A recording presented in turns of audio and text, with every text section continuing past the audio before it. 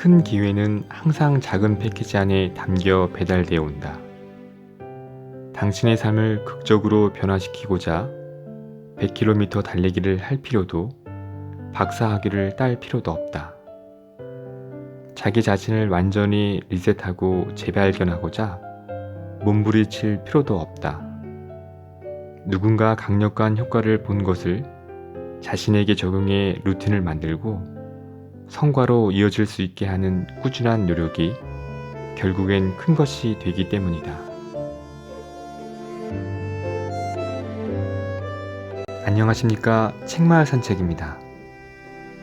오늘 소개할 책은 출판사 토네이도에서 펴낸 팀 페리스 지음 타이탄의 도구들입니다. 2020년도 얼마 남지 않은 시간, 여러분들은 올 한 해 계획한 목표들을 어느 정도 이루셨는지요? 다가올 2021년도 새해 세울 계획을 이번 달에 먼저 새해의 기분으로 세워보시면 어떨까요? 오늘 소개할 타이탄의 도구들을 통해 세상에서 가장 성공한 사람들의 도구들을 알고 나에게 적용할 디테일한 습관의 삶을 적용하여 다가오는 2021년에 성공한 자신의 모습을 바라보셨으면 합니다. 저자는 타이탄은 자신의 분야에서 최정상에 오른 그들을 거인이란 뜻으로 부르는 말입니다. 이 책은 저자인 팀 페리스가 세계 최고들이 제시한 다양한 성공 비결들을 자신의 일상에 직접 적용해 얻은 탁월한 성과와 경험들을 두루 망라해서 저술한 책으로, 한마디로 타이탄의 성공 비결은 담대한 목표와 그것을 돕는 디테일로 정의된다고 합니다. 성공한 그들은 작은 것에서 큰 기회를 찾아내는 남다른 루틴과 습관을 갖고 있습니다. 무엇보다도 강력한 집중력의 소유자였고, 매일 아주 작은 것이라도 꼭 목표를 이루는 사람들이었고, 그와 동시에 매일 실패해서 배우는 사람들이었습니다. 그들은 완벽한 천재와는 거리가 먼 사람들이었으며, 그들은 1등이 아니었고 1등과 싸워 이긴 사람들이었습니다. 타이탄들은 남들과 다른 어떤 공통점이 있었을까요? 몇 가지 소개해 보겠습니다. 첫 번째, 80% 이상이 매일 가벼운 명상을 합니다.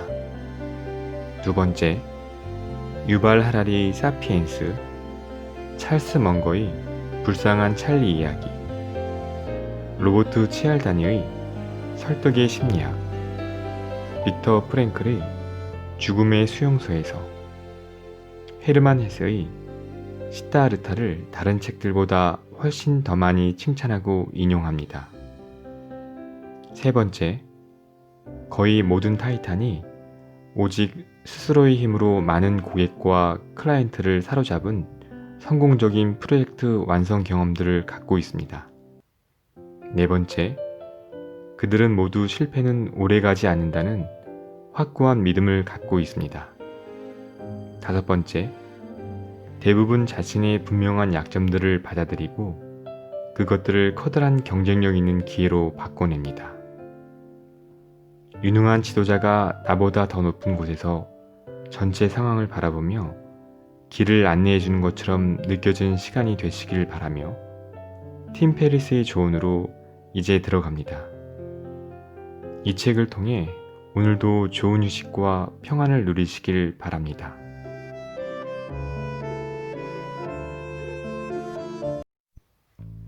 오늘도 대담하게 뛰어들었는가? 휴스턴 대학교 사회복지학과의 브레네 브라운 박사는 역대 가장 많은 사람이 본 테드 강연 영상 5개 중 하나의 소유자다.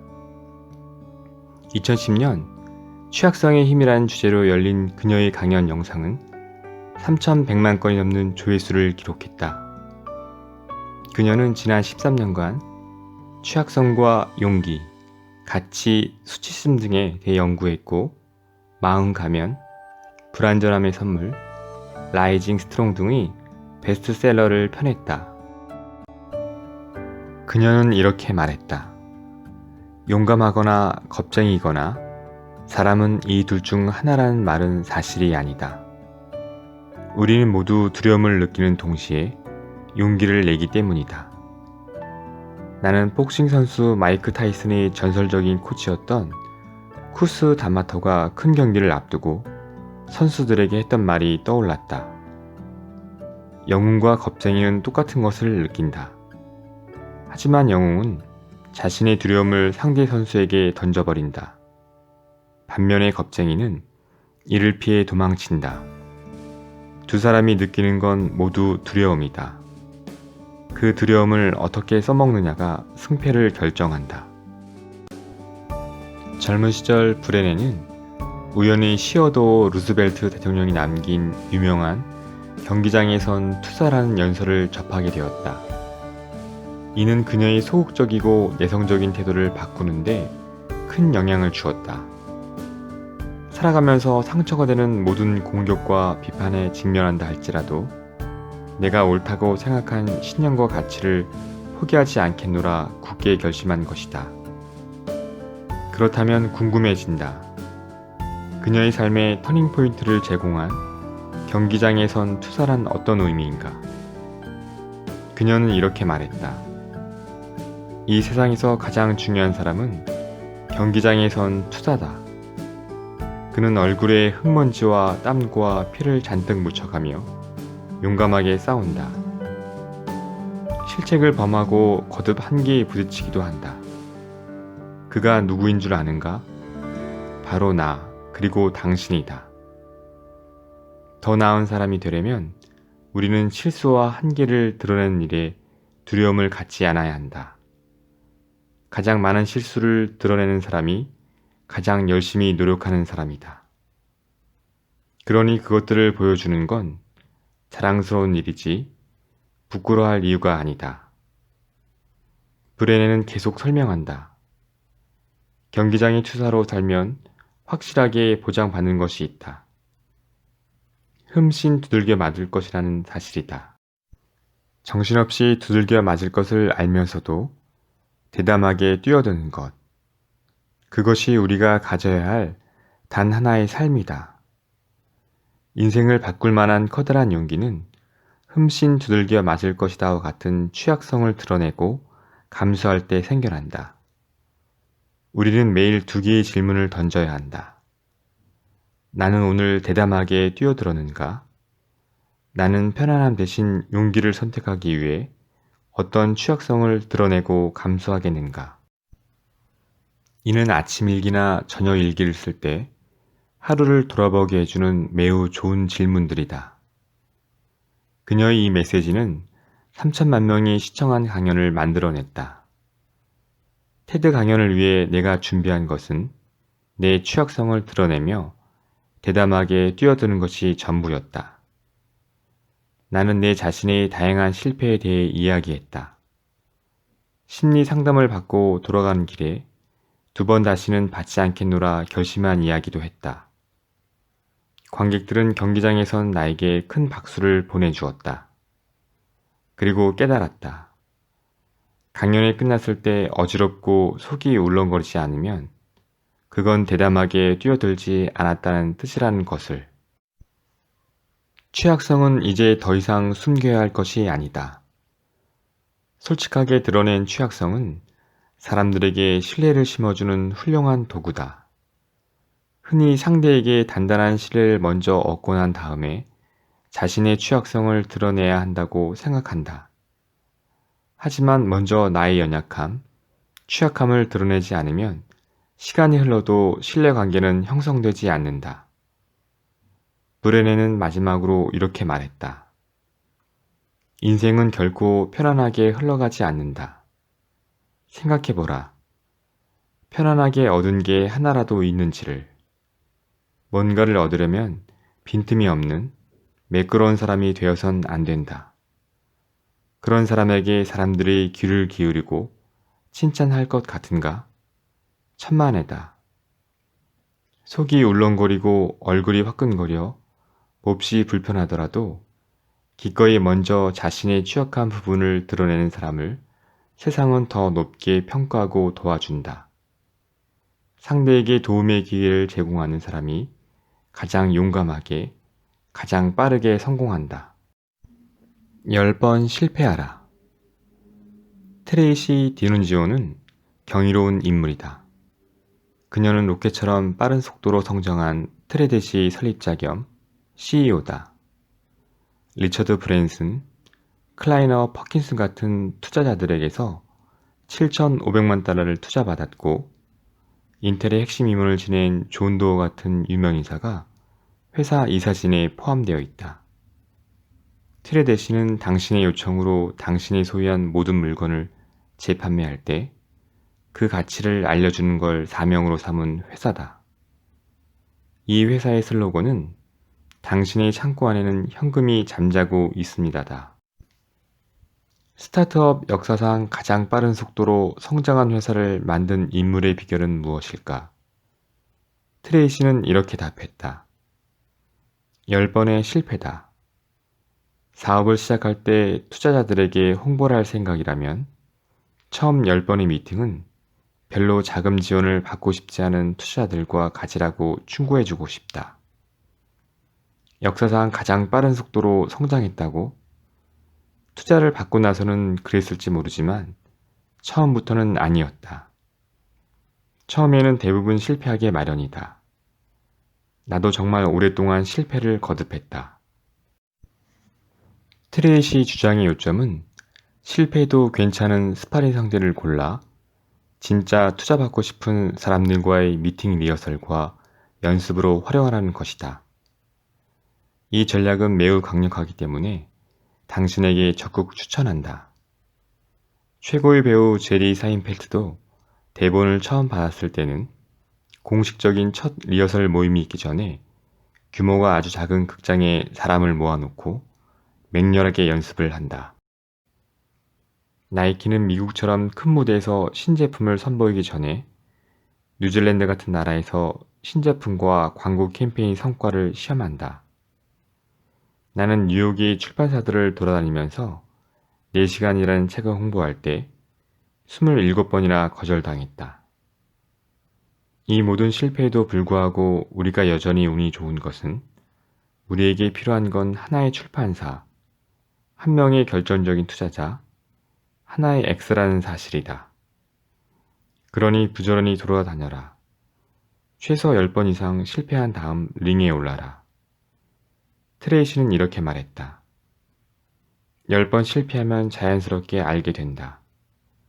이미 큰 성공을 거둔 경험이 있는 최고의 투자자들이 같은 길을 걸어가고자 하는 내게 무엇을 원하는지를, 내게 무엇을 알려주고 싶어 하는지를, 남들보다 뛰어난 감각을 동원하라. 에드 킬머는 스티브 잡스, 존 레스터와 함께 픽사 애니메이션 스튜디오를 만든 인물이다.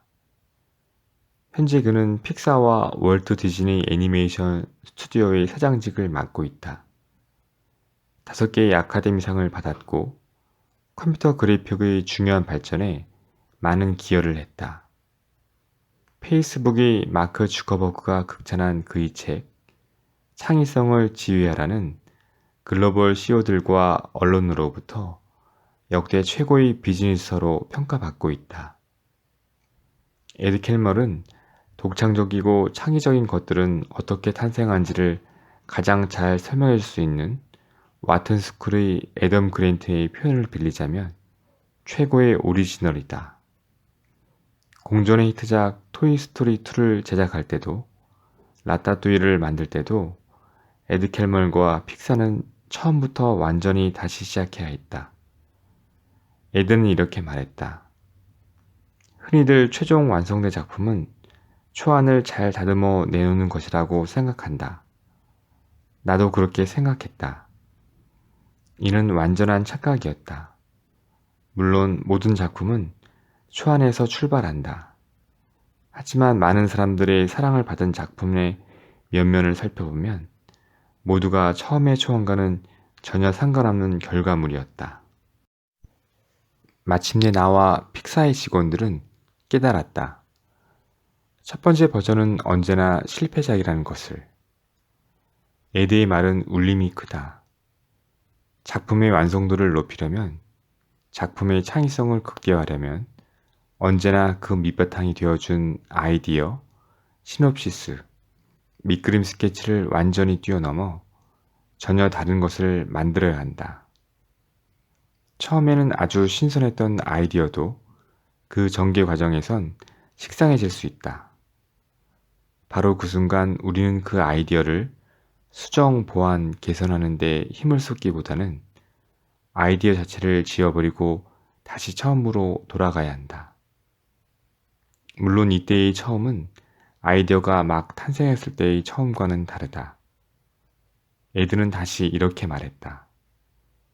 아이디어와 창의성의 진보는 백지 위에 처음 밑그림을 그리는 순간과 그렸던 밑그림을 지우고 그 위에 다시 그린 순간 사이에 존재한다. 그러니까 성공적인 작품을 만들려면 초안을 그리고 그걸 지우고 다시 그리는 걸 반복하면서 결국 아무것도 그려지지 않은 채 완성되는 것이다. 진부해지지 않으려면 그려지지 않아야 한다. 놀라운 얘기다. 오랫동안 곱씹어 보라. 분명 큰 것을 얻게 될 것이다.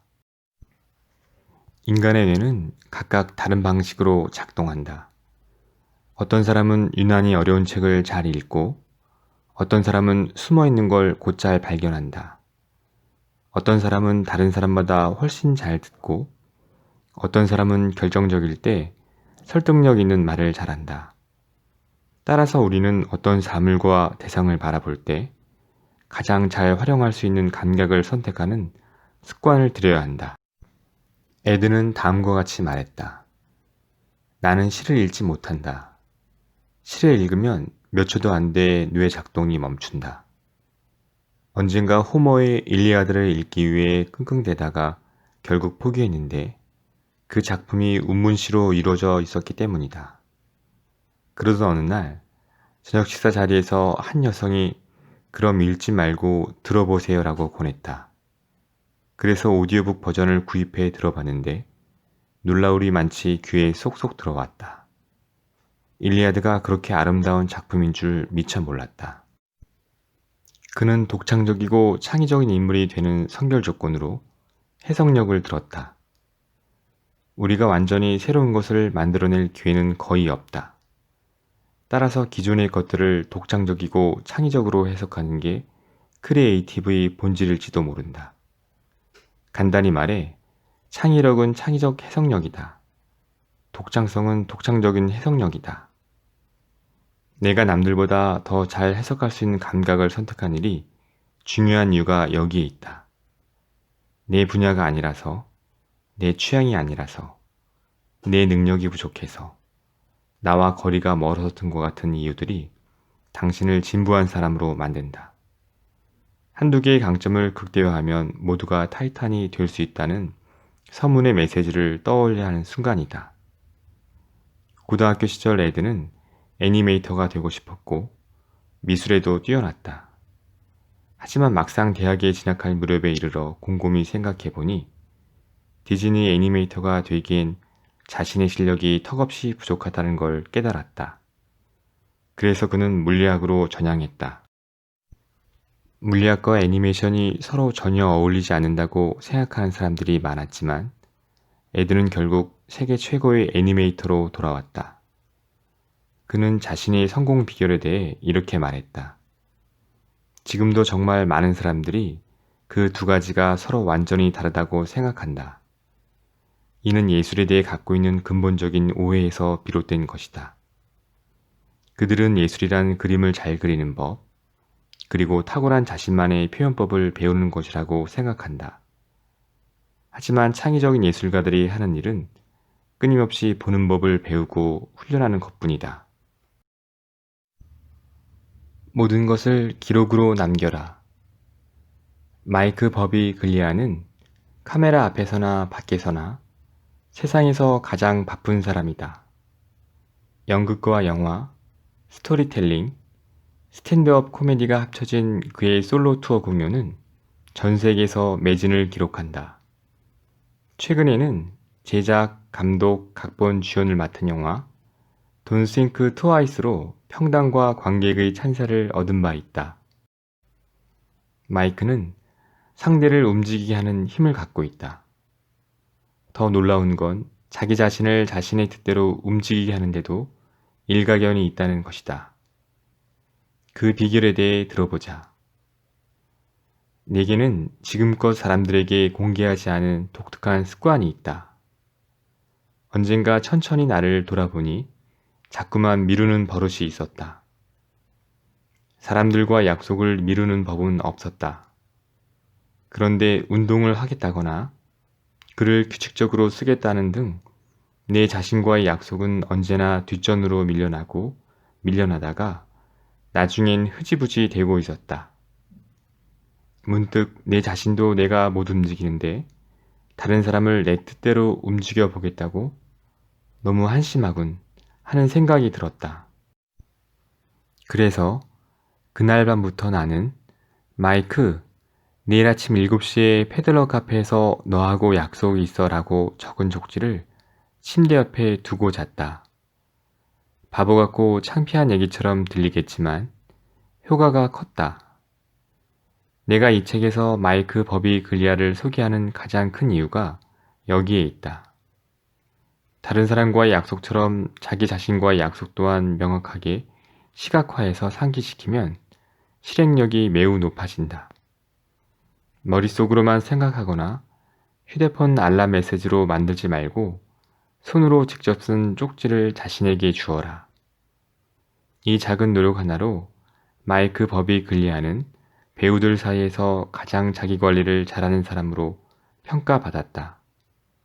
패들러 카페에서 만나기로 한 자신과의 약속을 잘 지킨 그는 배우들 사이에서 가장 대본을 잘 쓰는 작가라는 명성도 얻었다. 마이크는 젊은 팬들을 만날 때마다 모든 것을 기록해 두라는 조언을 아끼지 않는다. 시간은 빠르게 사라지고 모든 일은 구름처럼 흘러간다. 그 찰나의 순간들 속에 우리가 얻어야 할 인생의 영광과 힌트, 단서들이 담겨 있다. 이것들을 놓치지 않는 유일한 방법은 기록이다. 그는 이렇게 말했다.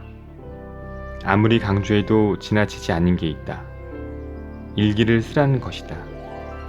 단, 다른 사람들과는 좀 다르게 써라. 많은 사람들이 쓰는 방식에서 벗어나라는 것이다. 나만의 호흡으로 써라. 어떤 하루에 대한 기록은 책 한 권의 분량이 나올 수도 있고 한 단어나 한 줄로 정리되는 하루도 있을 것이다. 절대 정해진 양을 채우려고 아등바등하지 마라. 표준이나 기준에 굴복하지 말라는 뜻이다. 그래야 진짜 한 걸음 더 나간다. 한 걸음 더 나가서 남들에게 절대 보여주지 않을 것 같은 얘기를 일기장에 담아라.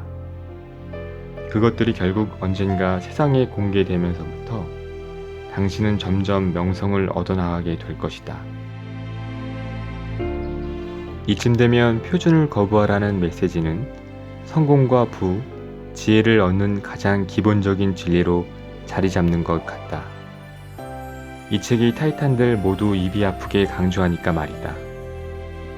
강박적인 노트 수집가로서 나 또한 당신에게 단 하나의 조언을 주자면 모든 걸 기록하라고 하겠다. 기록의 힘은 강력하다. 그리고 무엇보다 어렵지 않다. 가장 들이기 좋은 습관이다. 마이크는 마지막으로 이렇게 말했다. 자신을 더 많이 알리는 데 시간을 낭비하지 마라.